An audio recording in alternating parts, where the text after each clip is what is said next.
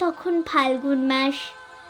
গাছে গাছে কত রং, কত শোভা, কত পাখির কলতান।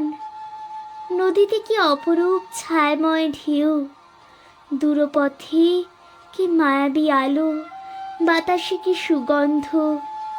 এক বাঁশিওয়ালা এসেছিল, তার বাঁশির সুর মোমের আলোর মতো স্নিগ্ধ, তার বাঁশির শব্দ পাতা ঝরার মতো পেলব।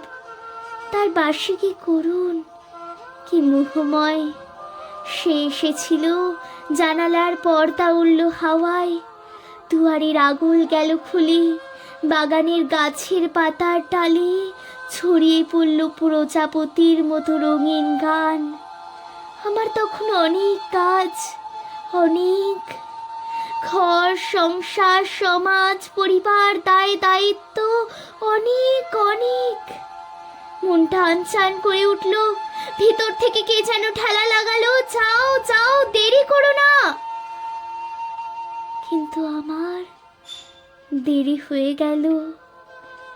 আমার পুজো, আমার গেরস্থালি, আমার কর্তব্য, আমার নিত্যদিনের 7-17 ঝামেলা, আমার দেরি হয়ে গেল।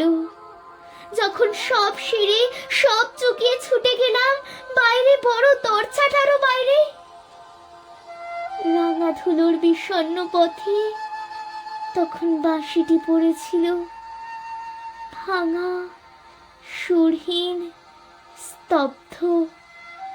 গোধূলির সোনালি আলোয় বাঁশিটিকে মনে হলো যেন এক ঝরা পাতা বুঝি। আমি আমার সবটুকু দিয়ে বাঁশিওয়ালাকে খুঁজলাম। সন্ধ্যা লগনে আকাশে ফুটে ওঠা প্রথম তারাটি বলল, আমি এখানে।